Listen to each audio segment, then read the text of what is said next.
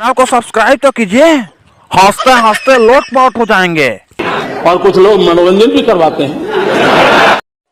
नींद आवे नहीं रतिया में, जब सुइया लगा देला, पुड्डा बहुत सूझ जाला, दर्द बहुत होला।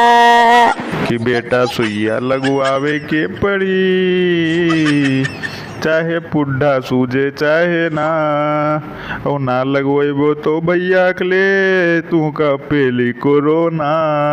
देखा अखिलेश बेटा सुई लगवा रहा, नहीं तो मर जाबा सरऊ कोरोना हो जाई। तो कोरोना के महामारी बहुत तेज चल रहा। देखा योगी बाबा लगवा लिए हैं, तोहरों के जबरदस्ती लगवा थे, लगवा रहा जल्दी से, अब लगाया जिस तोरे हम नहीं मोदी काका सुई ना लगाए बड़े, बहुत फिर आते हम कब सुई हुई नहीं लगवाए हैं मोदी काका।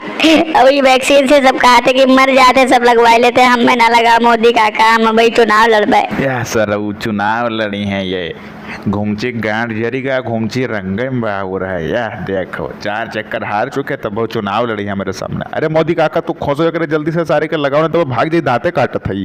अरे पप्पा हो दादा हो काका, अरे मोदी काका ना लगाओ। देखो अखिलेश मुराही ना करो, चुपचाप सुई लगवाई लो कोरोना वाला, ठीक है? नहीं तो मरी जाबो कोरोना पकड़ ली, हमें ना कहो फिर।